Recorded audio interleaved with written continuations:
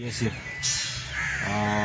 دا پروګرام په ډېر شارټ ټایم کې برابر شو. قیصر صاحب ماسخوتن کال وکړو چې یاره زه پروګرام دی موږ د مخکې نه ډي سي صاحب موږ پرې ډسکشن کړی چې که موږ داسې د امبار او داسې د محمد ګټ نه او دغه ځای نه بسونه یا مطلب دا دی چې پلان کوچ راروانېږي سټوډنټس راولي نو نوي انسټیټیوشن ضرورت هم دلته نشته دی چې ټرانسپورټ ورته ماشومانو ته میلاویږي. زما وختي څنګه ډي سي صاحب ویل زما تجویز دا دی چې دې کې لکه داسې خو د ټول اوس بالفرض موږ د امبار تحصیل ته وګورو یا موږ پنډیلۍ ته وګورو یا صافو ته وګورو نو هغه زما په حیث هغه ضرورت بیا نه پوره کېږي ځکه چې هغې لپاره که بیا 50 فلاین کوچه شي نو هغه ضرورت هغې سره نه پوره کېږي. دغه ضرورت ډېر زیات دی. په دې کې موږ صرف د سټوډنټس چې کومه دي هغه یې چې کوم پرنسپل دي د هغوی نه لیست راوړو چې هغه ماشومان اوس که موږ وګورو دا زموږ د امبار تحصیل ماشومان چې کوم دي هغه څه دانشګل ته به روغتو څه به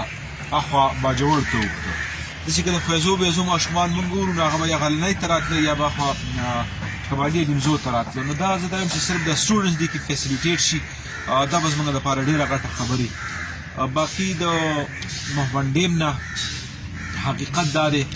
چې څه څیزونه داسې دي چې زموږ ځمکه دې کې ګیره شوله یا څه وشولو خو زه دا یم چې دا به انشاءالله زموږ راروان نسل ته د دې فایده راروان نسل ته به څه فایده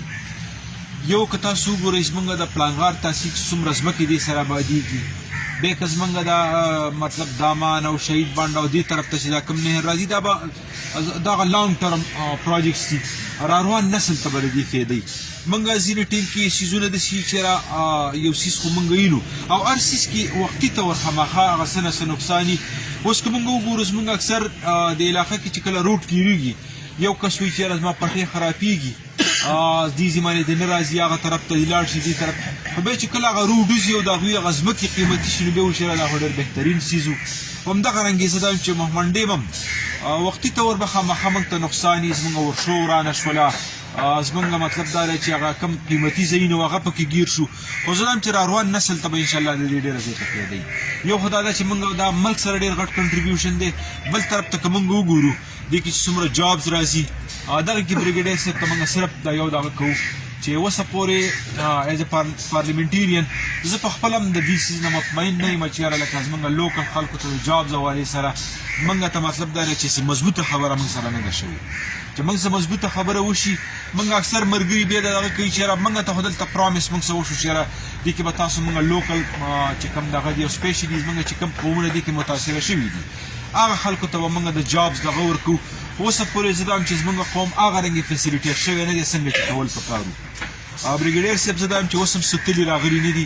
ډېر څیزونه دي چې موږ سره پاتې دي که دا یو څیز موږ ته دا یو سروس راکړلی شو څنګه چې تاسو د کمیونټي سنټر خبره وکړله دغه رنګې په مساجدو باندې به سولرایزیشن داسې په سکولونو باندې ډېر څیزونه دي چې موږ سره پاتې دي.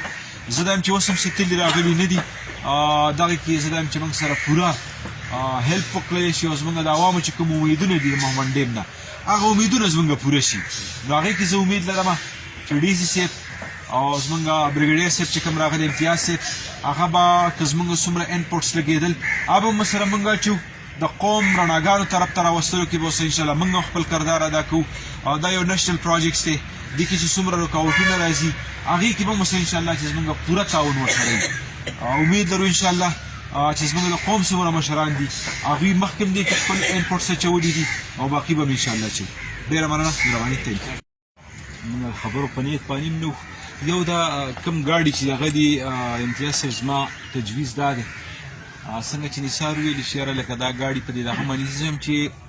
دا خو په رینټ باندې نیول کېږي ځم چې دې له تاسو موږ سره الرېډي فنډ شته دی دې له تاسو خپل ګاډي والئ او په هغې باندې داسې څه یو لیبل لګېدلی چې پته لګي چې یاره دا د محمد ډیم د قوم څه کنټریبیوشن دی. یو دغه څیز زما یو تجویز دی. دویم نمبر باندې زما یو تجویز دی په هغه ورځ باندې چې خان صاحب راغلي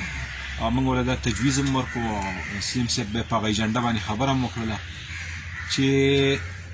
د دانشګل ایریاز موږ دا بیا داسې دغسې راتاو شوی دی کمالي امیز او صافو دلته یا پنډیلۍ ایریا ته په لیفټ کنال ایریګیشن سیسټم کېدی شي نو دغه به زما په خیال زموږ د ډیم موږ ته ډېر یو غټ کنټریبیوشن وي دغې لپاره زه یم چې سټیپ واخیستلی شي باقي نثار چې کوم خبره وکړه حقیقت دا و چې هغه ورځ باندې زما که تاسو تقریبا پارلیمنټ کې دریم سپیچ وزما هغې کې ما هم دا خبره کړې وه چې مهمند یو داسې بدقسمته علاقه ده چې دې کې یو ډین یو سایډ ته جوړ شوی دی او بلو ته شروع دی خو هغې کې د یو څاڅکي دپاره خلک مطلب دا دی چې ړندېږي انشاءالله زه به بیا هم خبره وکړم دې دپاره چې زمونږ د ډیم ته چې کوم اصلي مقاصد دي چې هغه موږ ته حاصل شي کومې فایدې دي ټول پاکستان ته کومه فایده رسي چې کم از کم هغه موږ ته هم راوړي مهرباني